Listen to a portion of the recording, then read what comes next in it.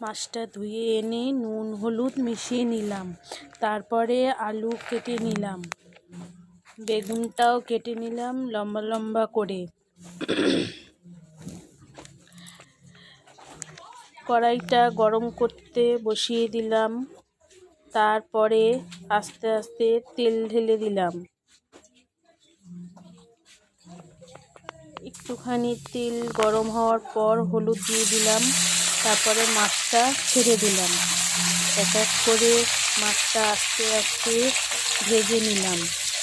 ভেজে নেওয়ার পর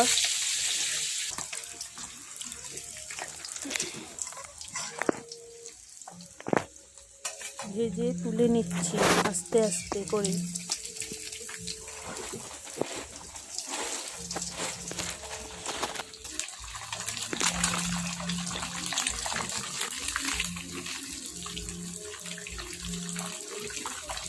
এটা হলো ঢেলা কাঁসা মাছ।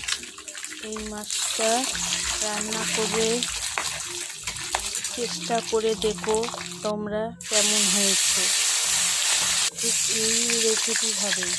তারপরে মাছ ভাজার পর আলুটা লাল লাল করে ভেজে নিলাম। আস্তে আস্তে করে ভাজতে থাকলাম।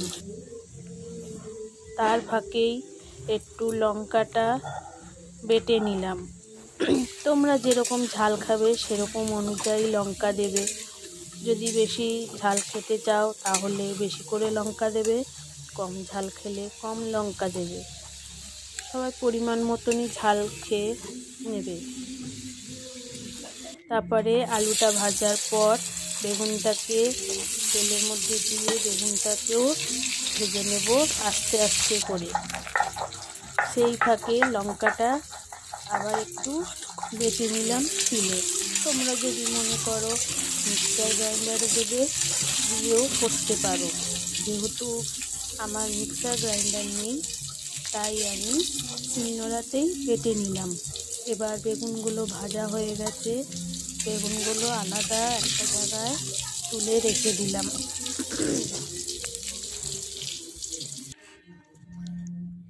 এরপরে কালো জিরে ফোড়ন দিয়ে দিলাম তেলের মধ্যে। তারপরে কাঁচা লঙ্কা বাটাটা তুলে তেলের মধ্যে দিয়ে দিলাম। দিয়ে পরিষ্কারভাবে নিয়ে নিলাম। নিয়ে তার মধ্যে পরিমাণ মতন হলুদ, নুন আর একটু কালার করার জন্য লঙ্কার গুঁড়ো দিয়ে ভালো করে মশলাটাকে কষিয়ে নিলাম। তারপরে আলুটা দিয়ে আলুটার সাথে মশলাটা ভালো করে কষিয়ে নিলাম,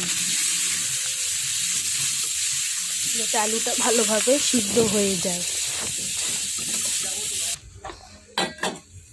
তারপরে একটু কালো জিরে হালকা গরম করে নিলাম, যাতে বেশি পোড়াবে না, হালকা করে গরমটা করবে যাতে কাঁচা ভাবটা কেটে যায়।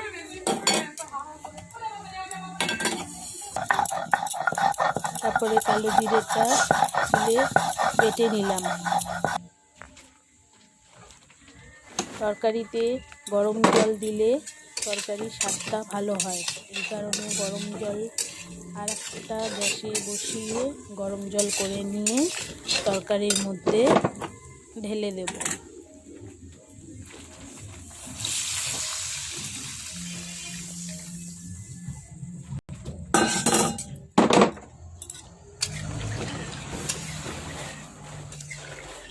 ভালো করে নাড়িয়ে চাড়িয়ে মশলাটা জলের সাথে মিশিয়ে নিলাম যাতে দানা দানা না থাকে।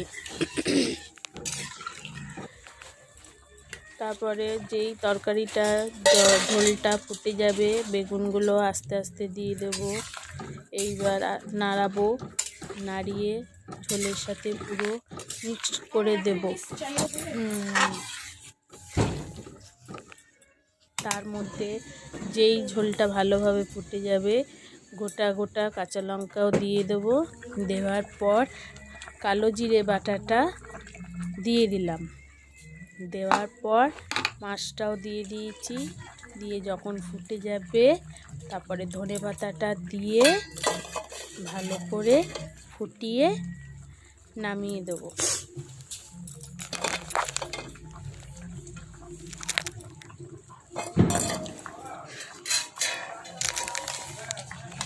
এবার ধনেপাতাটা মিক্সড করে দিলাম চারিদিকে।